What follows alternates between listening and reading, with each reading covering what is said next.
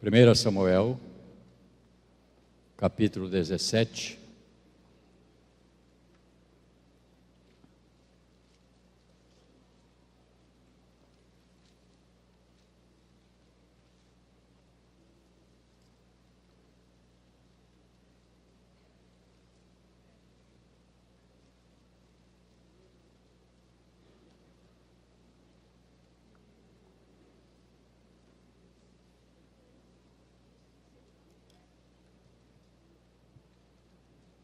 Verso 1 até verso 11.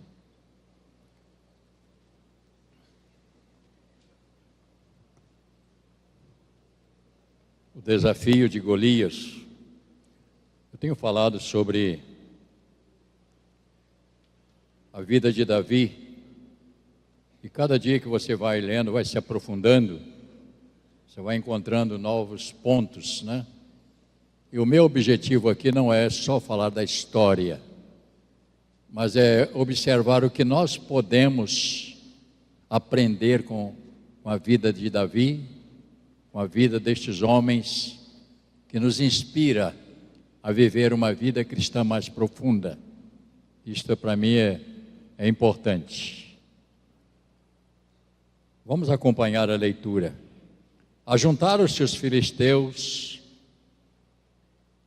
as suas tropas para a guerra, e congregaram em Socó, que está em Judá, e acamparam-se entre Socó e Azeca, e em Éfes-Damim, nomes diferentes.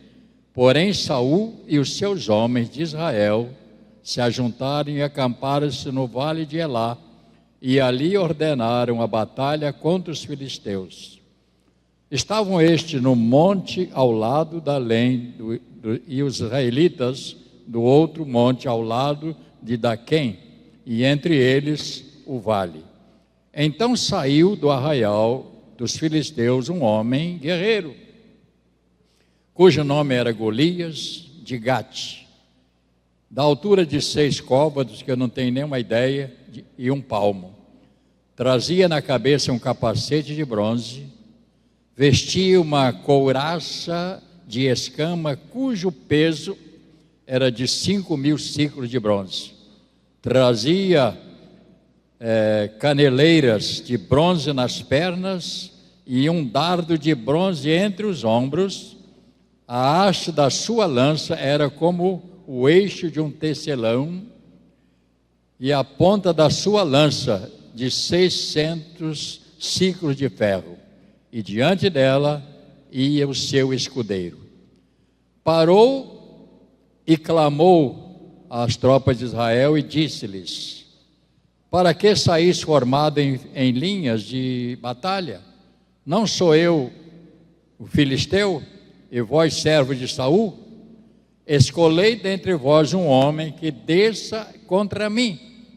Se ele puder pelejar comigo e me ferir, seremos vossos servos. Porém, se eu vencer e os ferir, então sereis nossos servos e os servireis.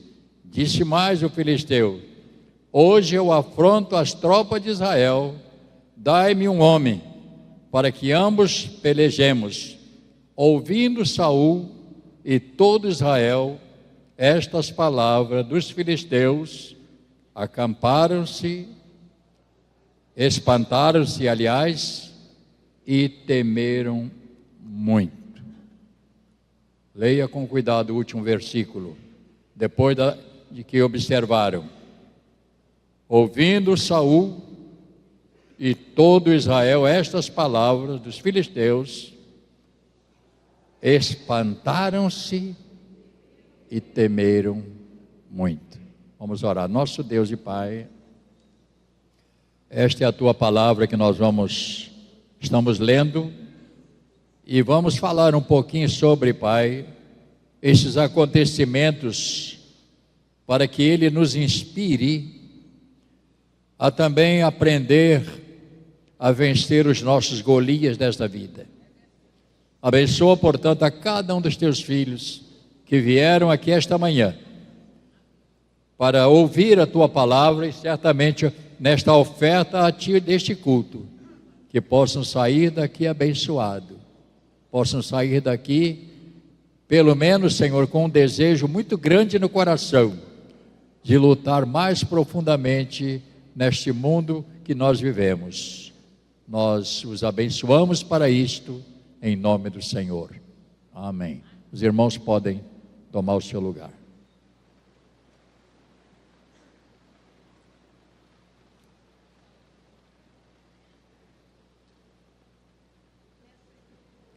Nós às vezes esquecemos, irmãos, de dar graças a Deus, por nós não sabermos o que vai nos suceder amanhã.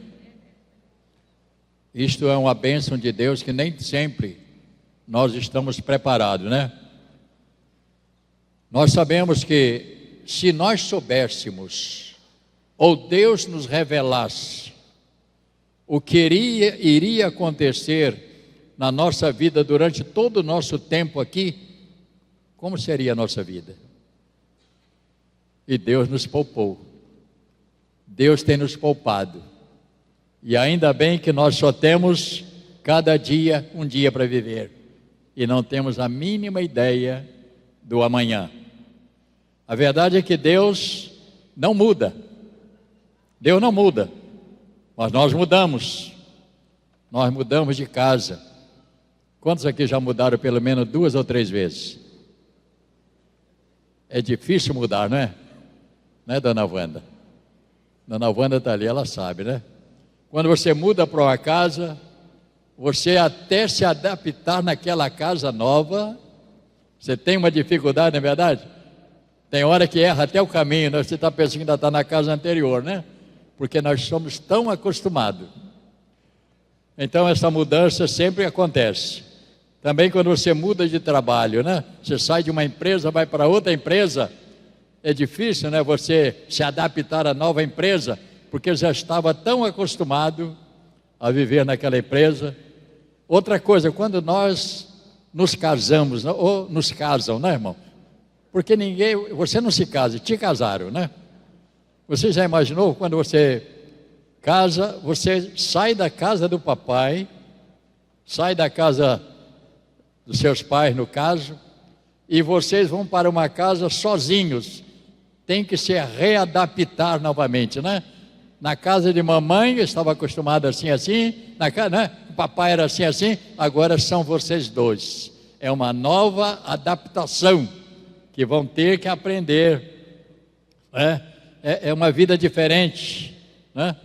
Tem muitos rapazes que casam, é tão acostumado na casa do papai, que ele vai para o trabalho depois que casou de uns dias, e ele na hora que vai embora esquece que casou e volta para casa do pai. Já aconteceu isso na sua casa? É capaz de ter acontecido, né? Ele volta lá para casa da mamãe, para casa do papai, aí a mãe diz: meu filho, volta para lá que tu é casado. Tu tá, agora não é mais aqui a sua casa não. Por quê? Porque a gente vive assim, essa é a vida, né? Então a gente é diferente, né? Essas coisas acontecem, é uma adaptação. E durante a vida vai acontecendo situações na nossa vida, perdas, né? Coisas que acontecem, que se você soubesse antes, qual seria a sua reação? Eu estava falando para minha mulher ontem, ela perdeu 4 irmãos dentro de 2 anos, né, aproximadamente, até menos. Já imaginou se ela tivesse casado comigo, que foi um grande negócio que ela fez na vida? Modéstia à parte. Mas já imaginou se ela soubesse que quando os irmãos dela chegassem àquela idade de morrer, como ela iria viver? Ela não tinha como viver, nem eu, né? Então Deus não nos revela o futuro para que possa nos proteger. Então você tem que viver um dia de cada vez, né? Cada dia é o pão nosso, é igual a oração né? Pai nosso que está no céu, né? O pão nosso de cada dia, ele pediu para quanto? Pão para 2 semanas, não. Dá-nos hoje. Você tem só o dia de hoje, até este momento. Você viu ontem no desfile? Não sei se você gosta dele, eu gosto muito de desfile. E eu estava assistindo um tenente que foi promovido agora a subtenente, e o cavalo deu um problema, caiu do cavalo, bateu com a cabeça no chão e deu parada cardíaca, morreu, 52 anos. Se ele soubesse que iria morrer aos 52 anos, como é que ele ia viver? Você está entendendo? Então, irmãos, dê graças a Deus, porque você não sabe nada do dia de amanhã, e nem peça a Deus para te revelar não, porque poderá te atrapalhar a sua vida. Este é o assunto que nós temos que entender. Deus está no controle de todas as coisas. Deus está no controle da sua vida, da minha vida, da vida dos seus filhos. Tudo está nas mãos do Senhor. O que nós temos que fazer é confiar, cada dia estar mais afinados com a vontade de Deus.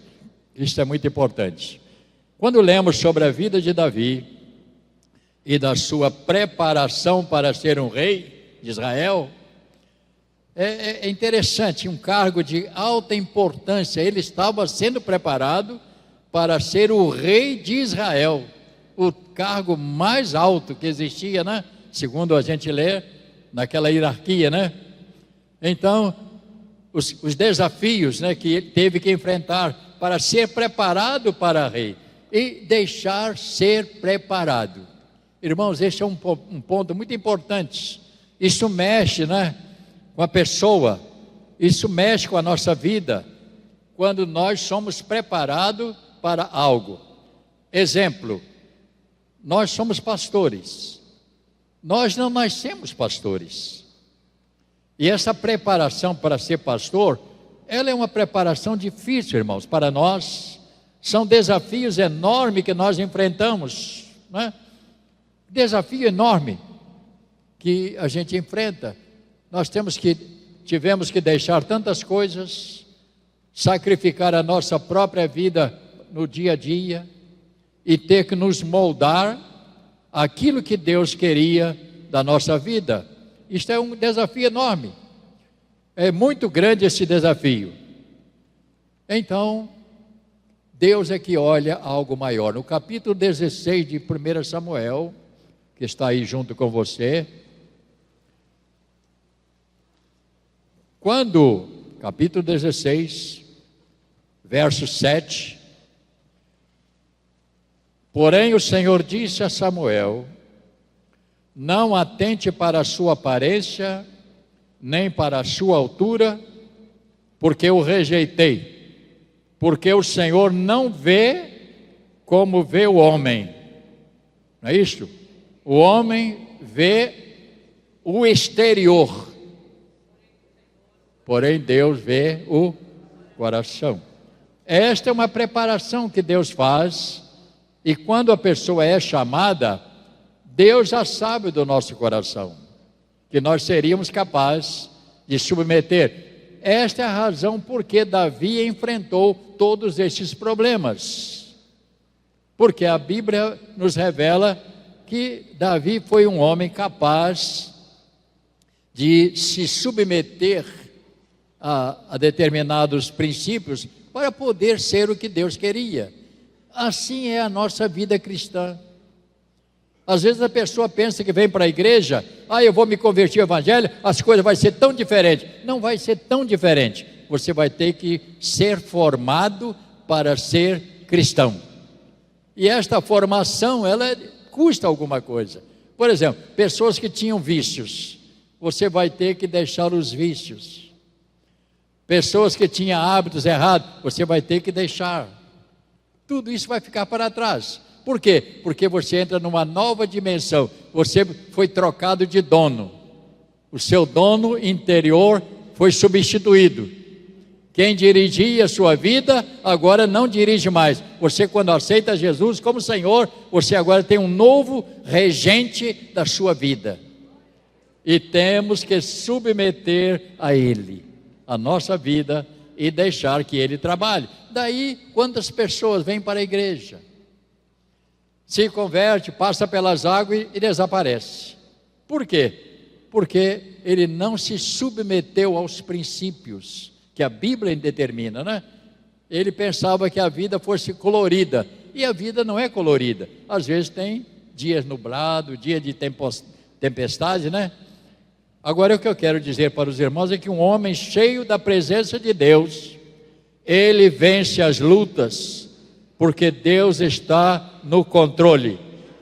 E ouça isso, irmãos, essas coisas são importantes. Um homem cheio da presença do Senhor, ele vence as lutas, porque Deus está no controle. Parando para olhar, portanto, nós vemos que era uma luta desigual. Você já imaginou? Já imaginou eu desse tamanho? Lutar contra Maguila? Contra Mike Tasso, né? Já imaginou? Não dá para mim, não é verdade? Vamos pensar, não é? É assim que você tem que olhar. Se você olhar o que está... Parece que esse camarada tinha mais de 3 metros de altura. O camarada botava um troço na cabeça, botava uma lança assim.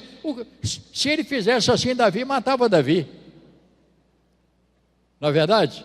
Uma luta desigual. Agora, como é que o camarada chega para Davi e falou para o Senhor: olha, vamos fazer o seguinte, não entra na guerra todo mundo não, arranja só um homem aí, e eu também vamos lutar, quem vencer ganha. Claro que a luta era desigual. Então a luta não seria uma luta correta, uma vez que a diferença era muito grande, né? Luta desigual, um jovem lutar contra um gigante. Agora o que eu quero te dizer é que Davi não olhava com os olhos dele, Davi olhava com os olhos de Deus. E quando você olha pelo olhar de Deus, você vence as batalhas que se levantam contra você. É que muitas vezes, irmãos, nós, infelizmente, olhamos de uma maneira diferente. Só olhamos, eu escrevi, só olhamos as dificuldades. Já imaginou? Tem pessoa que tem até um charme de falar sobre dificuldade. O senhor não sabe da minha vida. Se o senhor soubesse da minha vida, você ia chorar. Ainda quer fazer um dengo, né, para você, né? Se você soubesse, você ia chorar comigo. Ele só apresenta a miséria. Esta pessoa não está aqui, já foi transformada, graças a Deus. Tudo que você vai falar com ele, ele sempre apresenta um argumento contrário, tentando jogar para baixo. Isso, irmão, precisamos ter um cuidado muito grande na nossa vida. Então, a partir de hoje, você não vai olhar dificuldade. Repita comigo: não vou mais olhar dificuldade. Eu vou olhar com o olhar de Deus, com perspectiva de vencer. Glória a Deus, irmãos. Nunca vá para uma batalha pensando que não vai dar. Vai dar sim, Senhor. Nós temos um Senhor que é o nosso gigante. Ele é o Senhor da nossa vida. Então é necessário. Quantas pessoas só olham? Eu estou dizendo isso porque Davi olhou para aquele gigante e disse: para mim não é nada. Eu tenho um gigante atrás de mim que este Golias não enxerga. Ele está aqui me protegendo, ele está por trás de mim, e quando eu olhar para ele, o gigante meu vai bater nele. Você tem que olhar com essa perspectiva, irmãos. Não seja um negativista, porque tem pessoas que é assim: fulano, aquela empresa está dando trabalho, está abrindo porta de emprego. Será? Será que não tem muita gente na fila? Não. Conhece a pessoa? Eu não sei, mas tem que pegar o ônibus para ir para lá? Não, tu tem que pegar o ônibus, o trem e depois andar a pé 4 quilômetros. A pergunta é: não está desempregado? Não precisa nem dormir, vai dormir lá na porta da empresa. Mas conhece a pessoa? Ele está sempre apresentando dificuldades. É o charme dele, ele olha sempre negativamente. Então você não pode ser assim. Você vai para a empresa: vou trabalhar aqui. Você já vai lá pensando, sabe o quê? Em ser gerente.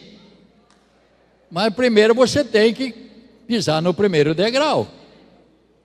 Os grandes homens empresários começaram do nada, começaram lá embaixo, um degrau de cada vez, né? Foram andando. Nós temos exemplo de pessoas aí que hoje são pessoas bem-sucedidas, mas eles não nasceram assim. Eles acreditaram que podiam vencer e começaram a jornada. Então, pelo menos isso hoje você já vai sair daqui sabendo. Você nunca vai olhar para as coisas com dificuldade. Olhe com a possibilidade de dar certo. Crê nisso? Crê nisso? Você tem que pensar dessa maneira. Nós precisamos. Eu sou a pessoa dessa, eu sou uma pessoa. Quantas vezes tentaram me desanimar? Eu lembro quando eu tive que mudar da associação rural, lá para aquela esquina lá perto da Casa de Saúde de São Marcos. O que eu sofri de bombardeio, o pastor Arlindo sabe. Eu estava saindo de pagar aqui um aluguel de R$500, que no final eu tive que deixar as cadeiras para pagar o aluguel. Fui com a cara e a coragem. E lá o aluguel R$3.000, 3.000 cruzeiros, parece naquela época, né? Aí uma irmã daquelas, sabe, conhece aquelas irmãs abençoadas, conhece aquela irmã? Ó, irmã, cuidado, isso aí pode fracassar, irmão. Conhece aquelas irmãs abençoadas, que a gente tem que abrir mão delas? A irmã virou, naquela época, o diácono Rubem, eu acho que era diácono ainda, eu, né? O senhor, de onde o senhor vai arranjar 3 milhões para pagar por mês? Com a fé dessa mulher, não precisa nem lutar com Golias, nem com grilo, o grilo mata ela. Eu disse, minha irmã, eu não sei o que eu vou ver. Eu não estou trabalhando para Rubem. Quando eu trabalhava para mim, eu sabia como resolver o problema. Mas quando você trabalha para Deus, quando a sua vida está em Deus, você tem que acreditar nele. Você tem que crer. E eu fui para lá, fiz o contrato, assinei o contrato, meu irmão. Nunca deixei de pagar. Porque quando você faz um desafio nesse contexto, Deus vai confirmar, porque Ele sabe do seu coração. Eu não estava construindo uma igreja para mim, que não é minha igreja. Essa igreja não me pertence. Ela não é minha, a igreja é de Deus. Eu não estava construindo algo para mim. Se fosse para mim, eu sabia como fazer, porque eu sou bom nesse negócio. Mas a obra é dele.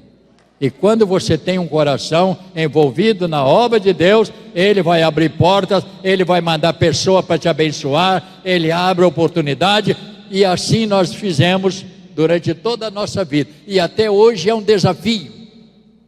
Até hoje é um desafio. Para muitas pessoas agora o que eu vou falar ele nem entende. Eu recebi um orçamento para o estacionamento, 9.600.000. Já imaginou? 9.600.000 é o custo. Se eu quiser eu levantar esse dinheiro aqui esta manhã, eu levanto. Vou andar até ali e vou pensar se eu levanto ou não.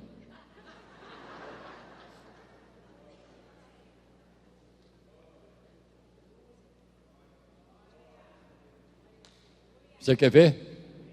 Seja sincero. Quantas pessoas estão aqui que você tem um carro? Levante a mão.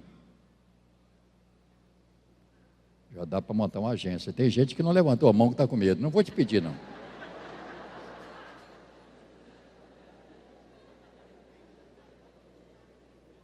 Mas se todos nós vendêssemos o carro, já ia dar para pelo menos 2 andares. Você está entendendo? O problema é que a gente coloca dificuldades.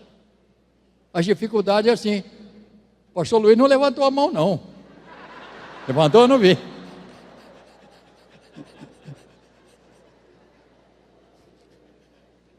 Nem você levantou, nem reparei, Sérgio, levantou? Levantou, então não. Só aqui com os pastores eu tenho aqui 1, 2, 3, 4, 5, 6, 7, 8. Só aqui já tem 8 carros. No pior das hipóteses, dá 700 mil reais. Só não é? Eu acho que nós já vamos fazer isso hoje da entrada.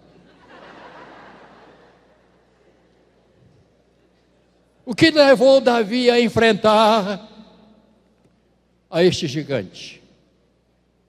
Não é que ele era corajoso, não é que Davi fosse o tal, não. O que levou esse jovem a enfrentar? No capítulo 17, verso 45, veja se você tem aí na Bíblia. Eu estou tentando brincar assim para você entender a importância dessa palavra. O que está escrito? Davi, porém, disse ao filisteu: tu vês contra mim com espada e com lança e com escudo. Eu, porém, vou contra ti em nome do Senhor Deus dos exércitos, o Deus dos exércitos de Israel, a quem tens afrontado. Davi disse: Golias, eu não admito você menosprezar o meu Deus. Eu não admito você fazer essa insinuação contra o meu Deus. E eu não vou deixar de qualquer maneira. E ele não deixou. Eu vou mostrar para você, Golias, quem é o meu Deus. Este foi o princípio que levou Davi a lutar. Porque ele afrontou o Deus de Israel. Isso é importante para nós também sabermos. Eu não quero só falar da história de Davi. O meu desejo, irmãos, é aprender junto com os irmãos uma lição que podemos aprender para nos livrar dos perigos, do desânimo, etc, etc. Você descobre aqui que a palavra foi tão enjoada. Olha o que disse no verso 31. Golias diz assim, no verso 31. Ouvido as palavras que Davi falara e anunciaram a Saul, que mandou chamá-lo. Verso 32. Davi disse a Saul: não desfaleça o coração de ninguém por causa dele. Ele disse: teu servo irá à peleja contra o filisteu. Olha que palavra de ânimo Saul deu para ele. Verso 33. Falou assim: vai, Davi, nessa sua força. Vai, Davi, que você vai vencer. Deus é maior. Foi isso que está aí na sua Bíblia? O que está escrito na sua Bíblia aí? Verso 33. Porém, Saul disse a Davi: contra o filisteu não poderá ir pelejar com ele, pois tu és ainda um moço e ele é um guerreiro. Não, rapaz, esquece. Aí Davi disse para ele: o senhor não sabe quem eu sou, Davi. O senhor não sabe quem eu sou. O senhor não sabe qual era o meu trabalho. O meu trabalho era cuidar de ovelhas e livrar elas de serem atacadas por urso, por leão, e eu matei a tapa, peguei e agarrei. Eu sou matador de urso, seu rei. Você está entendendo agora? Que ele podia dizer assim: seu Saul, isso é verdade, o senhor tem mais experiência do que eu, o homem é muito forte, não vai dar para mim, não é verdade? Ele não deixou ser desanimado. Ouça o que eu vou dizer: não deixe ninguém desanimar a você nos seus projetos. Espírito Santo, tem gente que nem ouviu. Não permita ninguém desanimar você nos seus projetos. Eu sempre fui uma pessoa muito determinada. Eu nunca me acomodei nem me acovardei. Sempre. Eu nunca olhei para trás. Eu tenho um alvo. Quantas pessoas, né? são atingidas com essas palavras. Davi disse ao rei: Senhor, não, o Senhor não me conhece. Eu estou acostumado com essas lutas. E esta é mais uma luta que eu vou entrar e vou vencer, porque eu nunca perdi. Aqueles que confiam no Senhor, ele diz, o Salmo, os que confiam no Senhor são como um monte de Sião, que não se abala, mas permanece para sempre. Ah, Senhor, que coisa fantástica isso, né, irmãos? Isso é fantástico, né? Eu sempre fui dessa maneira. Se você tolerar, agora eu vou te mexer um pouquinho com você. Se você tolerar um Golias, ele vai tomar o seu território.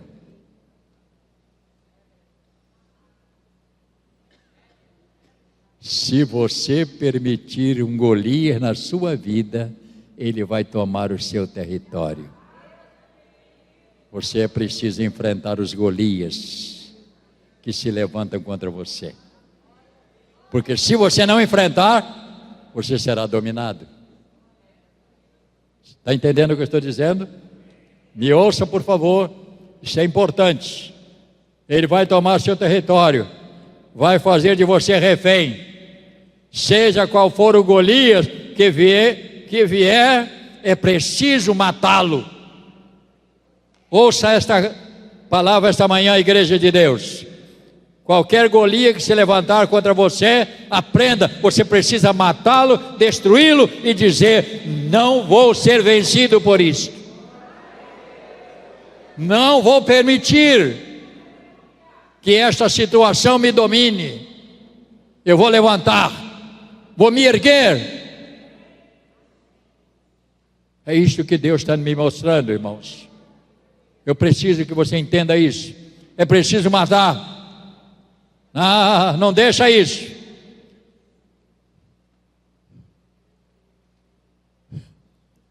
Davi disse para Saul: Saul, o senhor ainda não me conhece.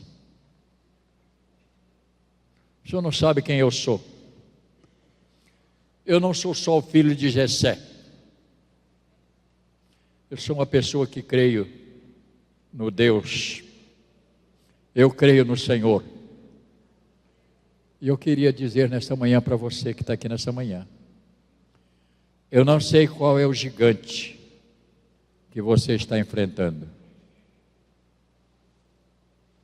Dou um tempo a você para pensar. Qual é o gigante que você está enfrentando? Será uma enfermidade? Será um problema na família? Será um problema no seu emprego? Será um problema com a sogra, com a nora, com o sogro, com o filho rebelde? Nós vamos orar esta manhã, pedindo a Deus para te dar capacidade de matar esse gigante. A não ser que você não queira. A não ser que você não queira. A não ser que você queira continuar com esse gigante, te machucando, tirando a sua paz. Eu não sei. Tem vários nomes, esse gigante. Mas eu quero que você entenda: quem tem poder não é o gigante. Quem tem poder é Deus. O poder é do Senhor. E eu queria que você ficasse de pé, por gentileza. Eu queria que você desse a mão a quem está ao seu lado. Quem sabe você vai ajudar a pessoa nesta manhã a matar esse gigante. Esta é a sua oportunidade. Eu não vou perguntar qual é o seu gigante. É uma dívida? É um problema com o vizinho? Eu não sei. Mas seja qual for o gigante, é com o vício? É com o hábito errado? Não sei. Eu só sei de uma coisa: que se você hoje acreditar nesta oração, Deus vai te ajudar. Você está segurando de pessoa na mão que vai te ajudar em oração. Então eu vou pedir em nome de Jesus, que cada um nesta manhã levante também a sua palavra, dizendo: Senhor, ajuda-me a destruir este fantasma que tem me afrontado, tem me desanimado, tem me provocado. Faça isso neste momento. Você também tem que exercitar. Você está na batalha. Diga para essa manhã: Senhor, no teu nome esta manhã eu mato esse gigante. Ele vai morrer. Ele será destruído. Ele será destruído. Oh, Pai, comece a orar. Não economize a oração não, irmãos. Comece a orar. Oh, meu Pai, venha, Senhor. Oh, meu Pai, essa manhã, Senhor, é uma manhã chamada Mata Gigante. Senhor, até aqueles que estão em casa neste momento, ouvindo esta palavra, que ele possa entender, Pai, que o Senhor tem poder para atuar em cada área da nossa vida, porque cada um aqui tem um gigante diferente. Todos nós sempre temos um gigante que tenta nos amarrar, nos impedir, tirar a nossa paz, tirar o nosso prazer de viver. Senhor, em nome de Jesus, em nome de Jesus, venha tocar, Pai, com poder na cabeça destes gigantes, deste mal que tem tentado afligir a vida dos teus servos. Senhor, em nome de Jesus, que nesta manhã, Pai, ao sairmos deste lugar, Pai, saiamos encorajados, sabendo que esta situação vai passar, essa tormenta vai passar, essas ameaças vai passar, e eu vou vencer esta batalha, porque eu creio, Pai, que maior é o que está em mim do que o que está lá no mundo, Pai.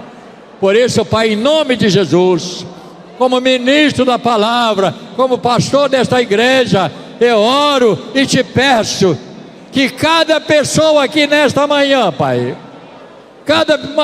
nesta manhã, cada pessoa seja agora, Pai, abençoada. Tira este peso, tira o medo, tira essa falta de coragem para encarar situações. Eu repreendo esse espírito, que não é um espírito do bem, é um espírito do mal, que tenta desanimar e dizer que a vida não vale mais nada. Não, Pai, esse gigante vai morrer, não importa o nome dele, não importa a situação, ele vai morrer, ele será destruído, no nome do Senhor Jesus, em nome de Jesus, em nome de Jesus.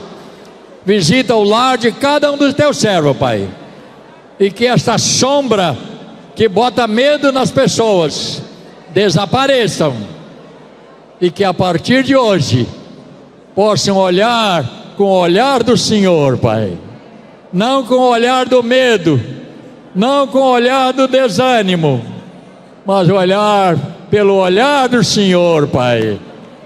Glórias ao teu nome, Pai. Receba, Pai, toda a gratidão do nosso coração, em nome do Senhor Jesus. Amém. Repita comigo: meu gigante morreu, ele acabou.